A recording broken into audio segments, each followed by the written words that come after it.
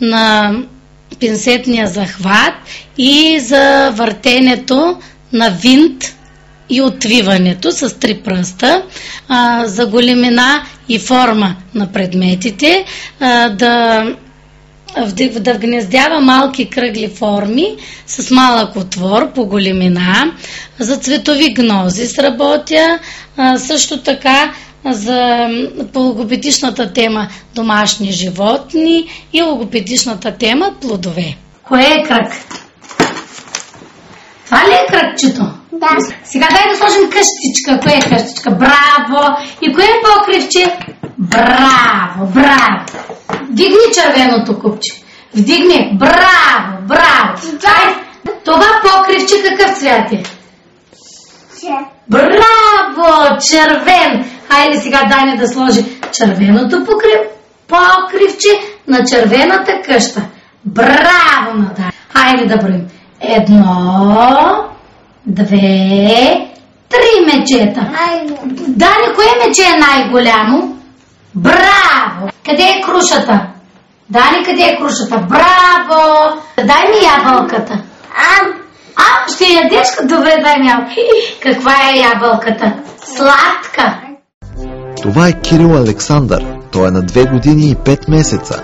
Педагогът Първолета Василева работи с него за подобряване на моториката на детето.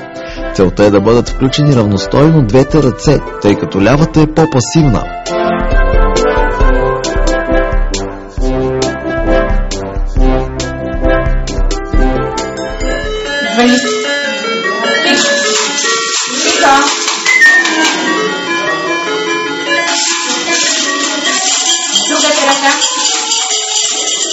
Браво!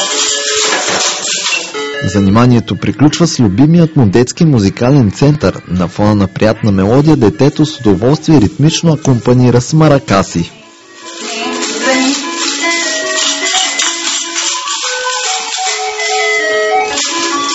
Никой трябва да извъни.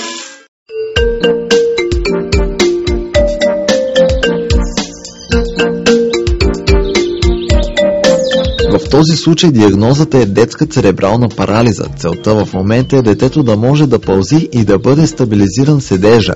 Това, което се прилага в такъв случай, е метода Войта. При него по рефлекторен път се подават импулси към мозъка. Детето се поставя в определена позиция.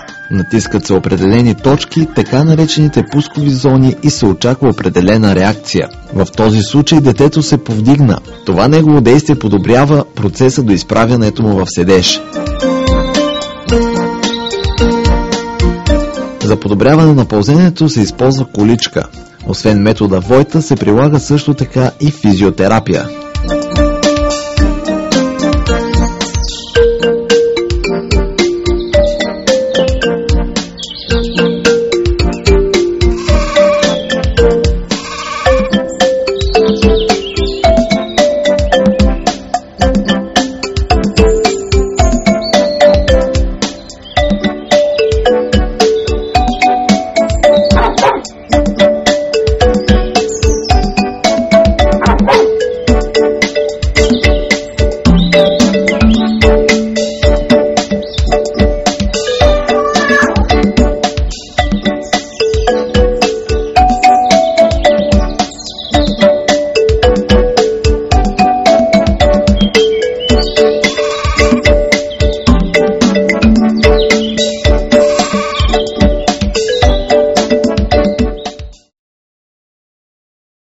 Родител съм на дете с увреждане и ползваме услугите на дневния център Дом майка и дете във Виница. Това, което мога да кажа, е, че първо моето дете се роди с страхотни проблеми. Вследствие на хипоксия направи мозъчен кръвоизлив и оттам хидроцефалия, което предизвика страхотни увреждания в мозъка. Факт е, че единствените лекари, които не се отказаха от него, намерихме само тук.